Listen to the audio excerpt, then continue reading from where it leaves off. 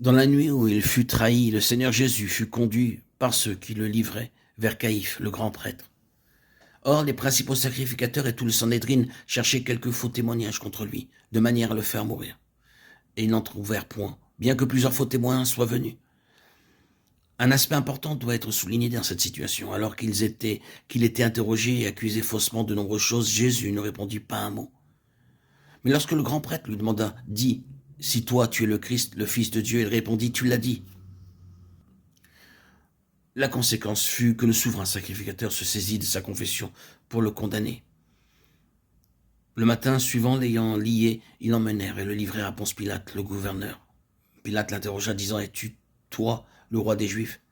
Et Jésus lui dit, « Tu le dis. » N'est-ce pas étrange qu'après lui avoir répondu, Pilate le déclara innocent et voulut le relâcher? Dans le cas du souverain sacrificateur, Jésus fut condamné parce qu'il avait répondu « Tu l'as dit ». Mais avec Pilate, Jésus fut absous en disant pratiquement la même chose « Tu le dis ». Ces deux rencontres servent de contraste. Devant Caïphe, le souverain sacrificateur, le Seigneur Jésus ne fut pas jugé en raison de sa royauté, mais de sa filialité. Mais devant Pilate, le gouverneur, il le fut à cause de sa royauté. À première vue, ces deux questions semblent être distinctes. Mais aux yeux de Dieu, elles n'en forment qu'une. Devant Dieu, les Juifs n'ont d'autre roi que le Fils de Dieu lui-même. Dans ces deux situations, donc, le Seigneur Jésus ne répondit à rien d'autre, sauf à ces deux questions, ce qu'il était et ce qu'il avait fait. Remarquons le témoignage du Seigneur dans ce cas. Jésus confessa devant Caïphe, le souverain sacrificateur, qu'il était le Fils de Dieu, et devant Pilate, le gouverneur, qu'il était roi. Dans ces deux cas, il rendait témoignage à ce qu'il était.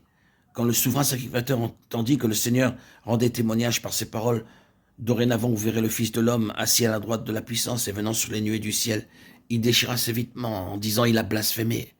Qu'avons-nous encore besoin de témoins? Voici, vous avez entendu maintenant son blasphème, que vous ensemble. » Et répondant, ils dirent « Il mérite la mort. » Matthieu 26, 57, 66, 27, 1, 2, 11, 18.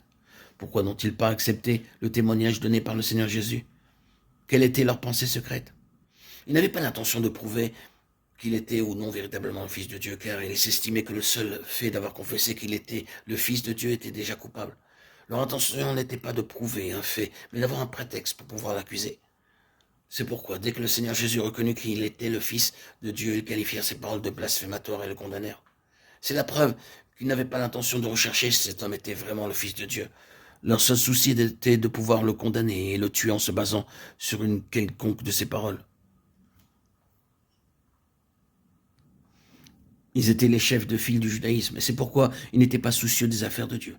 Ce qui les rendait anxieux, c'était le préjudice que pourrait leur causer ce que disait ou faisait cet homme, qui était appelé Fils de Dieu. S'ils laissaient en vie, leur position serait à tout jamais ébranlée et leur autorité renversée. À cause de cela, ils se débarrassèrent en hâte de Jésus afin de sauvegarder leur intérêt personnel.